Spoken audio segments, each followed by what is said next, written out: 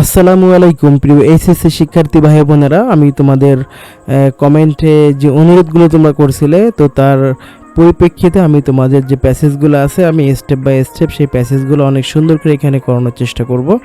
তো চলো আমরা দেখি এই যে প্যাসেজটা ছিল। দেখো বন্ধুরা, এখানে লেখা আছে ইউনিট 2 লেসন 2, এই প্যাসেজটা ফোক মিউজিক।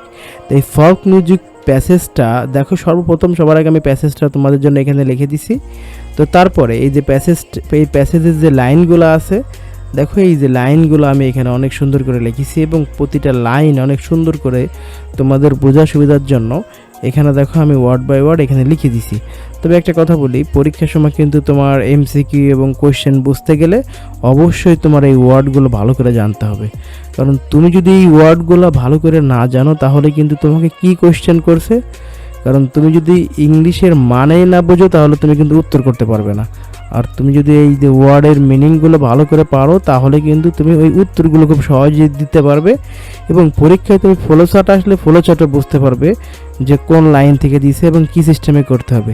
সেটাও আমি সবার লাস্টে অনেক সুন্দর করে কোন লাইন থেকে কীভাবে ফ্লোচার্ট নিতে হবে এবং কত সুন্দর করে ফ্লোচার্ট তুমি করতে পারবে, এটা আমি সবার লাস্টে অনেক সুন্দর করে দিছি। ধৈর্য সহকারে তুমি প্যাসেজটা পড়ো, তাহলে তুমি অবশ্যই সবার লাস্টে যে ফ্লোচার্টটা কেমন করে করতে হবে এটাও তুমি পারবে। তো তোমার যা যা প্রয়োজন, যদি তোমাদের কিছু লাগে তোমরা অবশ্যই বলবো, আমি তোমাদের অনুরোধ রাখার চেষ্টা করব। তো চলো প্যাসেজটা পড়া শুরু করি। তো দেখো লেখা আছে folk music may be described, লোকসঙ্গীতকে বর্ণনা করা যেতে পারে অ্যাজ দ্যাট টাইপ, ওই ধরনের হিসেবে, অফ অ্যানসাইন্ট মিউজিক, প্রাচীন সঙ্গীতের, হুইচ স্প্রিং ফ্রম, যা উচ্চারিত হয়, দ্য হার্ট অফ, হৃদয়ের গভীর থেকে, এ কমিউনিটি, একটি সম্প্রদায়ের, বেসড অন দেয়ার, তাদের উপর ভিত্তি করে, ন্যাচারাল স্টাইল অফ, স্বাভাবিকভাবে, স্বাভাবিক শৈলীর, এক্সপ্রেশন আনইনফ্লুয়েন্সড, প্রকাশের যা প্রভাবিত নয়, বাই দ্য রুলস, নিয়ম দ্বারা, অফ ক্লাসিক্যাল মিউজিক, শাস্ত্রীয় সঙ্গীতের, অ্যান্ড মডার্ন পপুলার সং, এবং আধুনিক জনপ্রিয় গানের। তো দেখো বন্ধুরা, এখানে যে লাইনটা দেওয়া আছে এবং এই লাইনটা সুন্দর করে যে বাংলাটা দেওয়া আছে, এই লাইনের বাংলাটা এখানে অনেক সুন্দর করে দেওয়া আছে, আর এই প্রতিটা ওয়ার্ড এখানে সুন্দর করে ভেঙে ভেঙে এখানে বুঝিয়ে দেওয়া হয়েছে।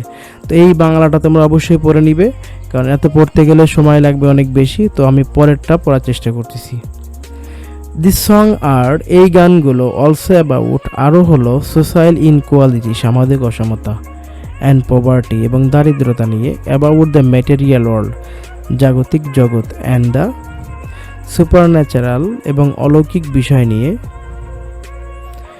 এই গানগুলো সামাজিক অসমতা ও দারিদ্র্য এবং জাগতিক অলৌকিক জগৎ নিয়ে রচিত।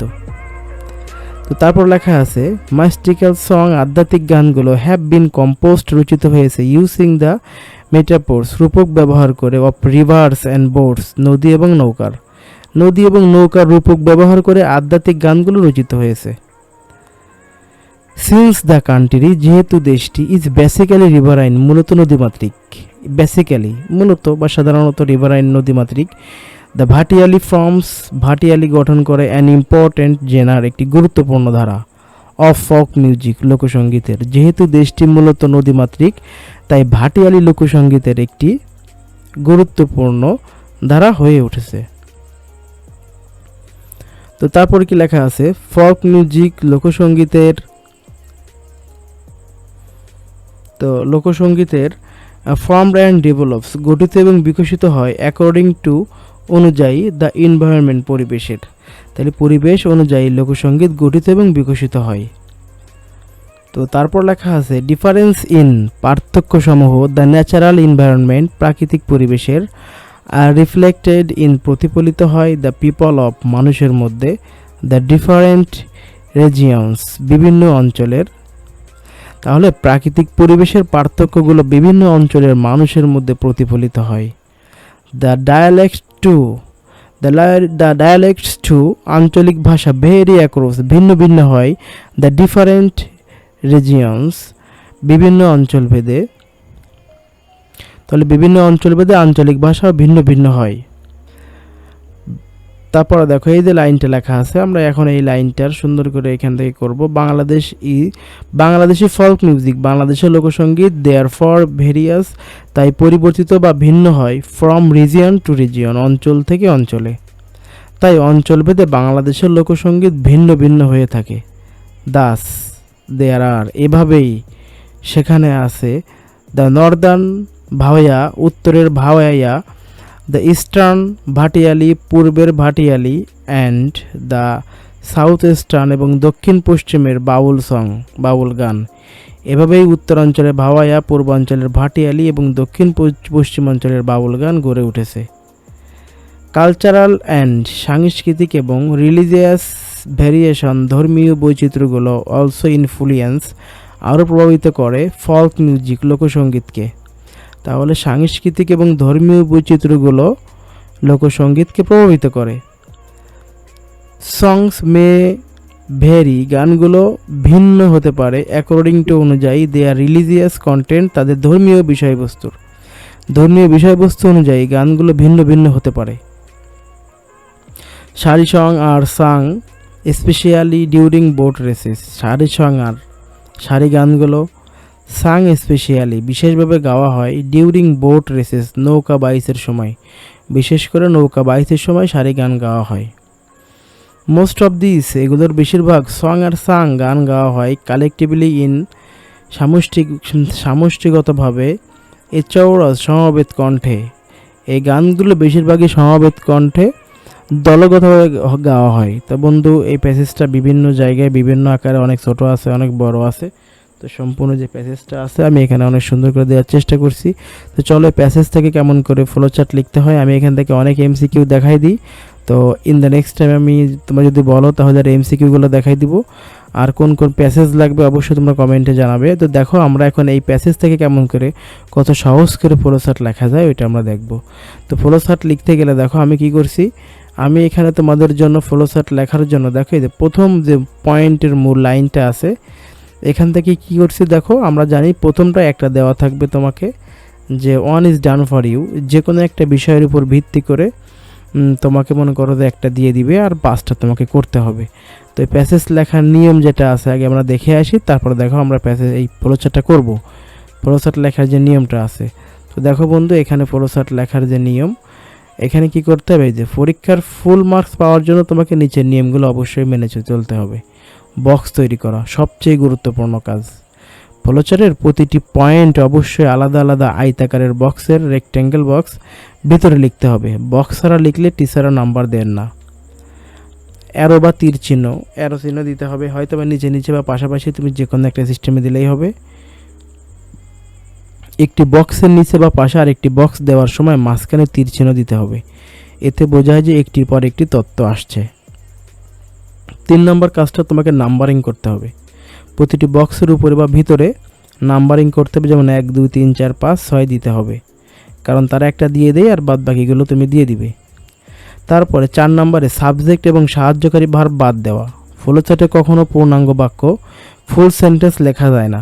বাক্যের শুরুতে থাকা সাবজেক্ট যেমন আই, উই, ইট, মনে করো ফল্ক মিউজিক আছে এখানে, ফল্ক মিউজিকটা তোমাকে কি করতে হবে, এখান থেকে এই যে সাবজেক্টগুলো আছে এগুলো বাদ দিতে হবে। এবং অক্সিলারি ভার্ব যেমন অ্যামিজার, ওয়াজ, ওয়ার, হ্যাভ, যে সাহায্যকারী যে ভার্বগুলো থাকবে ওগুলো বাদ দিতে হয়, শুধু প্রেস বা শব্দগুচ্ছ লিখতে হয়। বড় হাতের অক্ষর দিয়ে শুরু করতে হয়। 5 নাম্বারটা, প্রতিটি পয়েন্ট বা বক্সের প্রথম শব্দটি অবশ্যই বড় হাতের অক্ষর ক্যাপিটাল লেটার দিয়ে শুরু করবে, কিন্তু শেষে কোনো ফুল স্টপ দেওয়া যাবে না। ফ্রেজ ব্যবহারের স্টাইল, মনে করো তোমার এখানে কি করতে হবে, তোমার এখানে মনে করো তোমার যে এই পরীক্ষার সময় তোমাকে যদি ইনফিনিটিভ টু দিয়ে দেই বা তোমাকে মনে করো আইএনজি দিয়ে করতে বলে তাহলে তুমি আইএনজি দিয়ে করবা। যদি মনে করো কোনো ভার্বের সাথে টু দিয়ে দেই তাহলে তোমার টু দিয়ে করতে হবে। যদি মনে করো তোমার নাউন অ্যাডজেক্টিভ দেই, যে এমন সিস্টেম করে দেই। তো আমি আজকে এখানে একটা দেখাইছি, ইন দ্য নেক্সট টাইম যদি আমি অন্যান্য প্যাসেজ করাই তো একটা প্যাসেজে আমি এক নিয়ম দেখাই দিব। তোমাদের পরীক্ষায় যে নিয়মগুলো আসে সবগুলো আমি এখানে দেখানোর চেষ্টা করবো ইনশাল্লাহ। তো দেখো এখানে যেহেতু তোমার প্রথম পয়েন্টটি সাধারণত ভার্ব প্লাস আইএনজি দিয়ে শুরু থাকে, যেমন এখানে কনসিস্টিং, তাই বাকি 5টা পয়েন্টও একই স্টাইলে, অর্থাৎ ভার্ব প্লাস আইএনজি দিয়ে শুরু করার চেষ্টা করবে।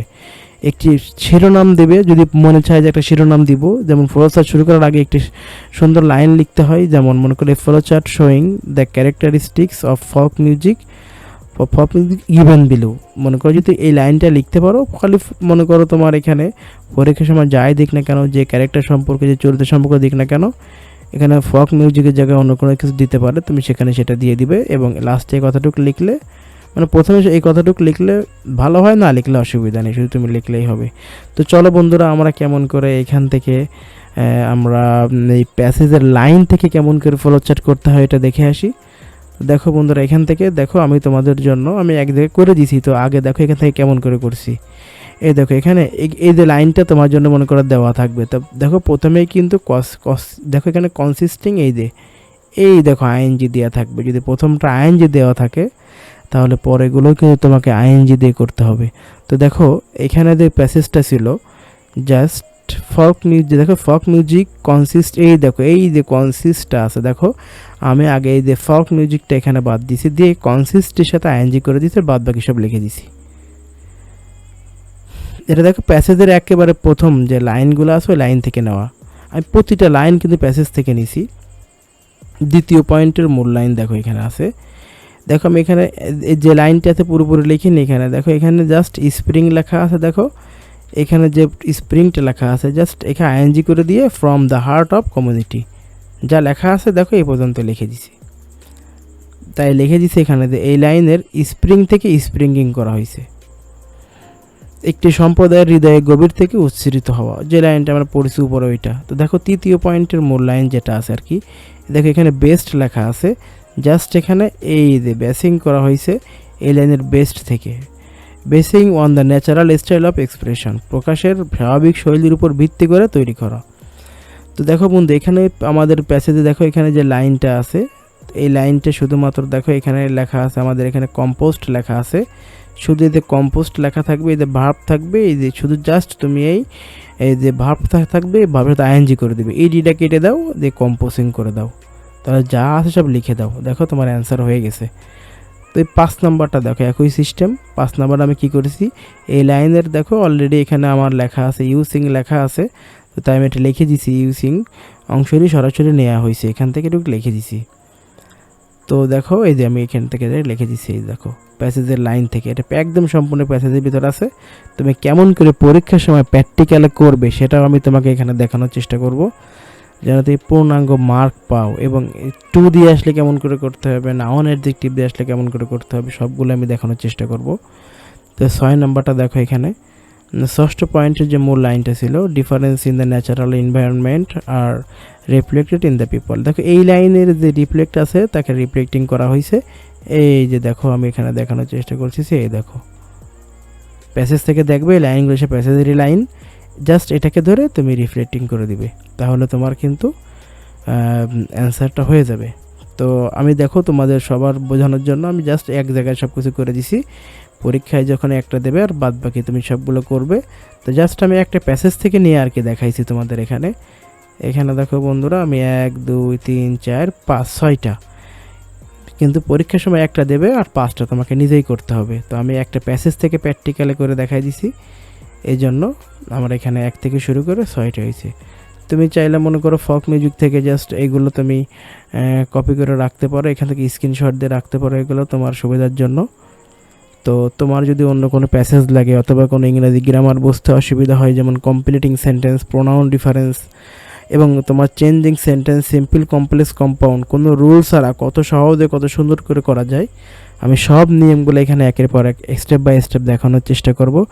আমি চেষ্টা করব এই যে সামনে যে শনিবার আছে, শনিবারের পর থেকে রেগুলার তোমাদের ক্লাসগুলো নেওয়ার জন্য, কারণ এর আগে আমার অনেকটা পরীক্ষা আছে, পরীক্ষাটা দেওয়ার পরে কারণ তোমার পড়াশোনা নিয়ে ব্যস্ত থাকতে হয়, তার ফাঁকে ফাঁকে মনে করো তোমাদের একটু ক্লাস নেওয়ার চেষ্টা করি, পড়াশোনা বলতে কি জবের পড়াশোনা, তো এর পাশাপাশি মনে করো তোমাদের ক্লাস নেওয়ার চেষ্টা করি। তো বন্ধুরা আশা করি তোমরা অবশ্যই প্যাসেজটা বুঝতে পারছো। তো আজকের মতন এই পর্যন্তই। তোমার যা যা প্রয়োজন, যদি কোনো প্যারাগ্রাফের ফরম্যাট লাগে, যে তুমি এইচএসসি পরীক্ষায় তুমি বুঝতে পারতেছো না যে তুমি কেমন করে ইংলিশে ভয় লাগে, তোমার যা যা প্রয়োজন, তোমার কমপ্লিটিং স্টোরি, প্যারাগ্রাফ, কম্পোজিশন, যদি কোনো মনে করো যে না আমি অল্প একটা পড়ে পরীক্ষার সময় চলে যাবো, আমি মুখস্থ করতে পারি না, তোমার জন্য এখানে সব ফরম্যাট স্টেপ বাই স্টেপ, যেগুলো মনে করো যে তোমার অন্যান্য ফরম্যাট থেকে আলাদা, সম্পূর্ণ একদম ভিন্ন অন্যরকম সিস্টেম, আমি আমার ছাত্রছাত্রীদের জন্য যেগুলো তৈরি করি অবশ্যই আমি তোমাদের এগুলো দেওয়ার চেষ্টা করব। তো তোমরা পড়লে একবার পড়লে ইনশাল্লাহ 2 থেকে 3বার পড়লে তোমাদের পড়া মুখস্থ হয়ে যাবে। তোমার যা প্রয়োজন, তুমি ইংলিশ গ্রামার যা বোঝো না এবং তোমার প্যাসেজ যা প্রয়োজন তুমি এখানে সব কমেন্টে লিখবে, ইনশাল্লাহ আমি তোমাদের দেওয়ার চেষ্টা করব। আজকের মতন এই পর্যন্তই। ভালো থাকবে। আল্লাহ হাফেজ। আসসালামু আলাইকুম।